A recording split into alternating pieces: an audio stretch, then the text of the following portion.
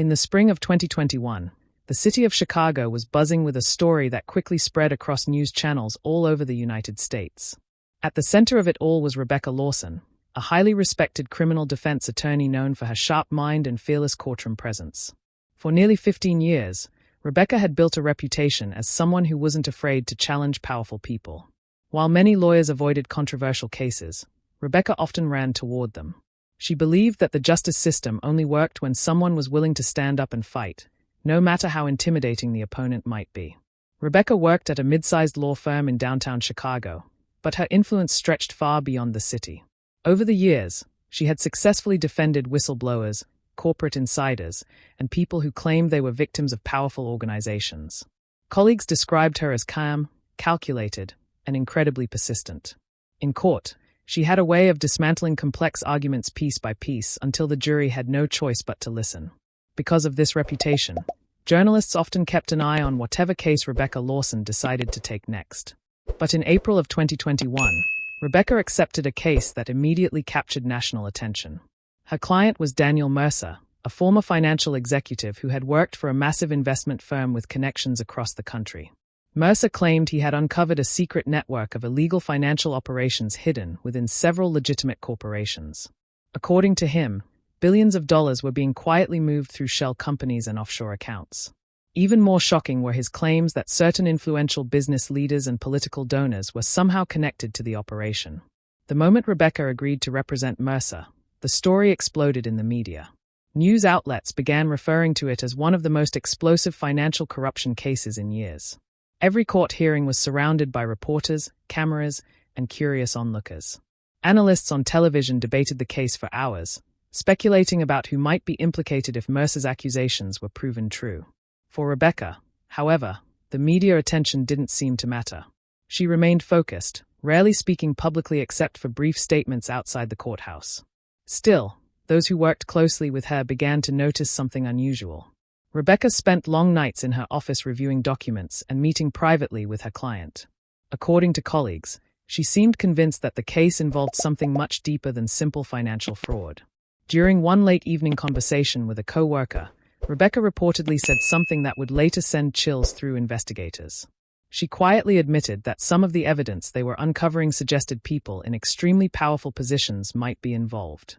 And if that was true, the case wasn't just about money anymore.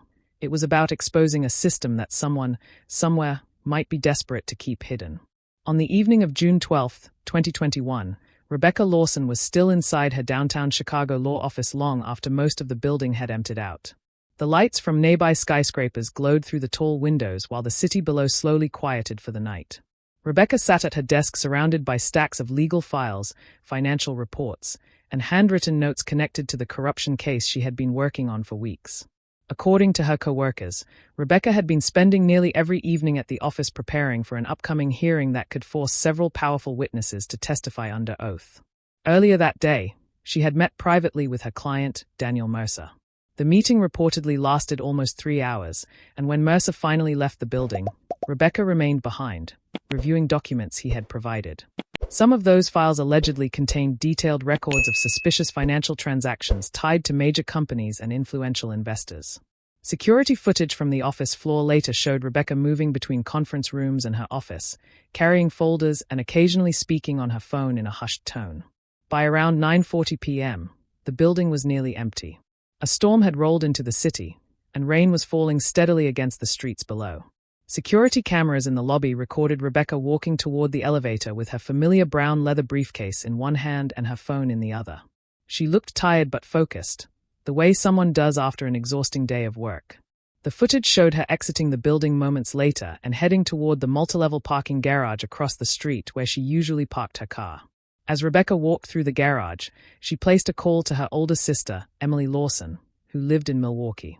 The two spoke regularly, and Emily later told investigators that Rebecca sounded unusually tense during that call.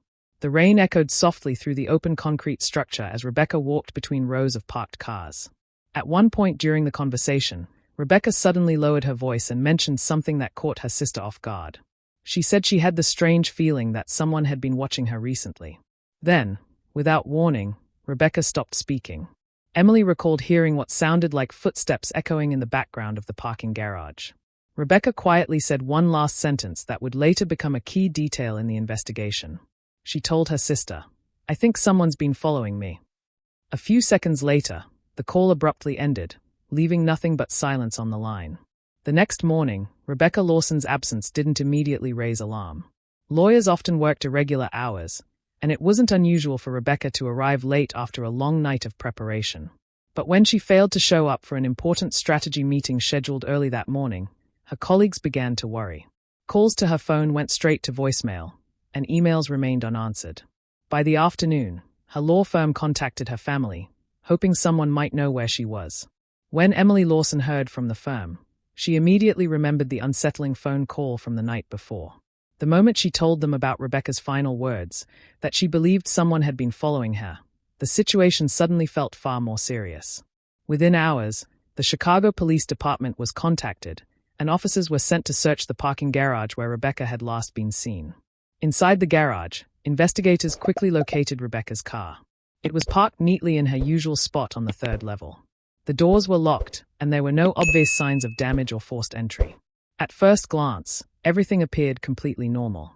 But when detectives checked inside the vehicle, they noticed something strange. Rebecca's purse was still sitting in the passenger seat, along with her car keys and a few personal items she normally carried everywhere. Even more puzzling was what wasn't there. Rebecca's brown leather briefcase, the one she had been seen carrying in the security footage, was nowhere to be found. Detectives immediately realized that the briefcase could be extremely important. According to co-workers, Rebecca had been keeping sensitive documents related to the corruption case inside it. If someone had taken that briefcase, it meant they might now possess evidence connected to a massive financial investigation. As news of the disappearance spread, media outlets across the country began picking up the story. The idea that a high-profile attorney had vanished in the middle of a major corruption case captured public attention almost instantly. News helicopters circled over downtown Chicago as police searched nearby streets, alleys, and buildings. Reporters camped outside Rebecca's office and apartment, hoping for any update that might explain how a well-known lawyer could seemingly disappear in the middle of a busy city without leaving a trace. As the weeks passed, the investigation into Rebecca Lawson's disappearance grew larger and more complicated. Detectives from multiple units were assigned to the case, including financial crime experts and federal investigators who were already familiar with the corruption trial Rebecca had been working on. Authorities reviewed hours of security footage from surrounding buildings, traffic cameras, and nearby businesses, hoping to find even the smallest clue about what had happened that rainy night in the parking garage. Investigators interviewed dozens of people connected to Rebecca's life. Coworkers described her as determined but increasingly cautious in the weeks before she disappeared. Some mentioned that Rebecca had recently started locking her office door during meetings and had become extremely protective of certain files related to the case.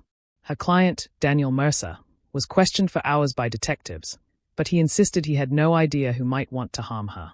Mercer continued to claim that the information he had uncovered involved powerful financial networks that extended far beyond Chicago.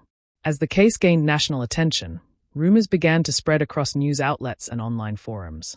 Some people believed Rebecca had been kidnapped by individuals trying to silence the corruption investigation. Others wondered if she had uncovered something so dangerous that she had been forced to disappear for her own safety.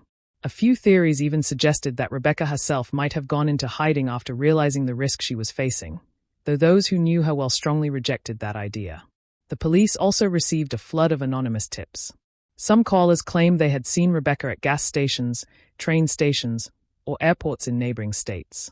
One report suggested she had boarded a late-night train heading west, while another claimed she had been spotted speaking with two unknown men near the courthouse days before her disappearance. Detectives chased each lead carefully, traveling across state lines and reviewing more surveillance footage, but every tip eventually led to the same frustrating result: nothing concrete. Months slowly turned into a year, and the investigation began to lose momentum.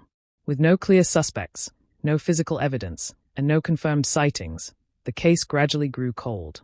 The corruption trial Rebecca had been preparing for collapsed without its key defense attorney, and many of the financial allegations quietly faded from public discussion. Yet among investigators who had worked the case from the beginning, one unsettling thought remained. Rebecca Lawson had been extremely close to revealing something important, and somewhere out there, someone might have known exactly what she was about to expose. Nearly 2 years passed after Rebecca Lawson's disappearance, and the story that once dominated national headlines slowly faded from public attention. For most people, it had become just another unsolved mystery buried in old news archives. But in the fall of 2023, a graduate law student named Daniel Harper came across Rebecca's case while working on a research project at the University of Illinois.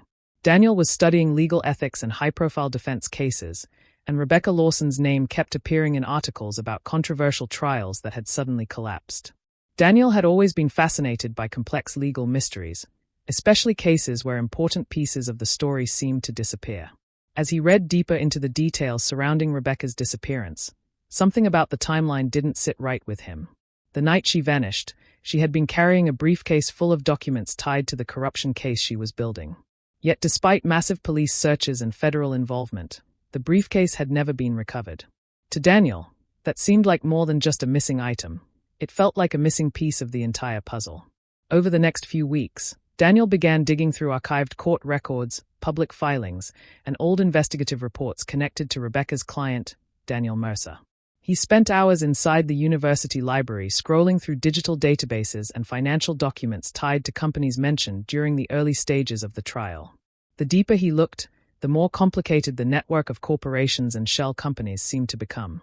Some business names appeared briefly in financial reports and then disappeared again months later, as if someone had been quietly moving money through an elaborate maze.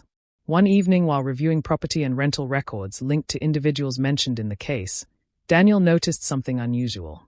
A small storage facility located just outside Chicago had been rented under a name that appeared in one of the financial reports connected to Mercer's former company.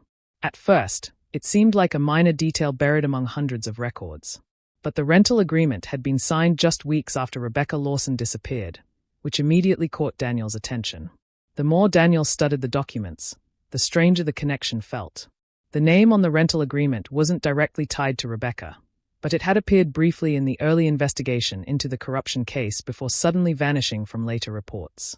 Curious and unable to shake the feeling that the detail might be important, Daniel decided to drive out to the storage facility himself one afternoon.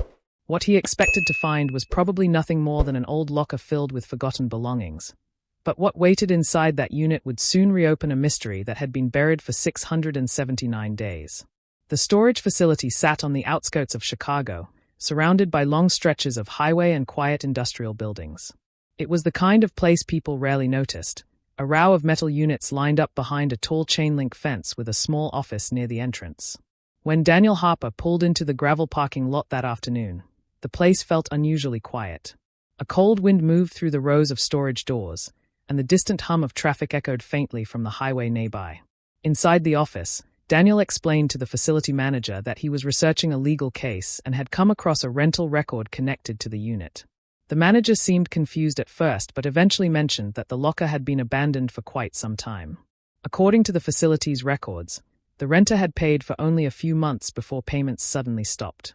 Since no one had returned to claim the unit, it had remained locked and mostly forgotten.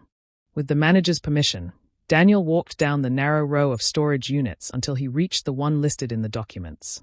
The metal door was slightly rusted along the edges, and dust had collected around the lock, suggesting it hadn't been opened in a very long time. When the door finally slid upward with a loud metallic scrape, the dim interior revealed only a few items scattered across the concrete floor. Most of the unit was empty except for a small metal filing cabinet sitting against the back wall. It looked out of place in the otherwise bare space. Daniel stepped inside slowly, his curiosity growing stronger with every step. When he opened the top drawer of the cabinet, he immediately noticed a familiar object resting inside. It was a brown leather briefcase. The moment Daniel saw it, his heart began pounding. The briefcase looked almost identical to the one shown in old news photographs of Rebecca Lawson leaving her office the night she disappeared. The leather was slightly worn, but the shape and brass clasps were unmistakable. Realizing how serious the discovery might be, Daniel quickly stepped outside and called the police, explaining exactly what he had found inside the abandoned storage unit. Within hours of Daniel Harper's call, detectives from the Chicago Police Department arrived at the storage facility along with members of the federal investigative team that had once worked on Rebecca Lawson's case. The quiet row of storage units quickly turned into an active crime scene. Yellow tape surrounded the entrance while officers carefully documented every detail inside the locker. For investigators who had spent nearly 2 years chasing dead ends, the discovery of Rebecca's missing briefcase suddenly felt like the first real breakthrough in a long time. The briefcase was transported to a forensic lab where technicians slowly opened it under controlled conditions. Inside were dozens of neatly organized folders filled with printed financial records, handwritten notes, and photographs connected to the corruption investigation Rebecca had been building before she vanished. Some of the documents outlined complicated money transfers between companies that appeared unrelated on the surface but were secretly linked through offshore accounts and shell corporations. Among the documents, investigators also found a small encrypted flash drive hidden inside one of the inner compartments of the briefcase. After several attempts, digital analysts managed to unlock it. The drive contained spreadsheets, scanned contracts, and several audio recordings from meetings Rebecca had secretly documented while preparing the case. But one file immediately caught the attention of the entire investigative team. It was a video recording made by Rebecca herself.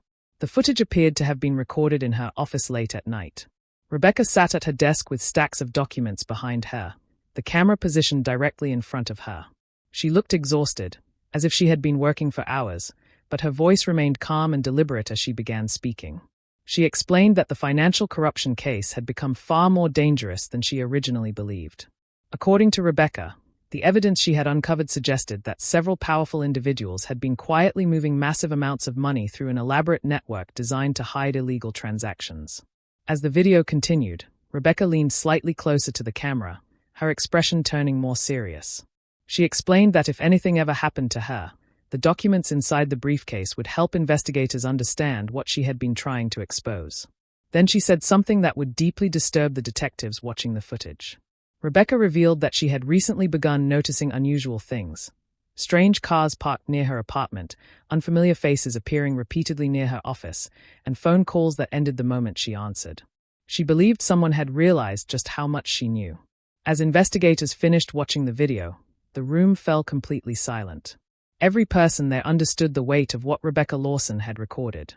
The evidence in the briefcase clearly showed that she had been getting dangerously close to exposing a powerful financial network. But the biggest question still remained unanswered. If Rebecca had recorded that message only hours before she disappeared, then who placed her briefcase inside that storage locker weeks later? Detectives reopened the investigation immediately. The documents inside the briefcase triggered new financial probes and federal inquiries into several companies mentioned in Rebecca's notes. Quietly, authorities began following the trail of money she had warned about. But despite the renewed effort, one crucial piece of the puzzle was still missing. Rebecca Lawson herself. No confirmed sightings. No trace of where she went after that night in the parking garage. And no explanation for how her briefcase ended up hidden away for 679 days before a curious law student stumbled upon it. Some investigators believe Rebecca was silenced before she could expose the truth. Others think someone involved in the case may have secretly protected her evidence, waiting for the right moment for it to be discovered. But to this day, Rebecca Lawson remains one of the most mysterious disappearances tied to a major legal case in recent memory. And perhaps the most chilling question of all still lingers. If Rebecca knew her life was in danger, who was she really trying to warn?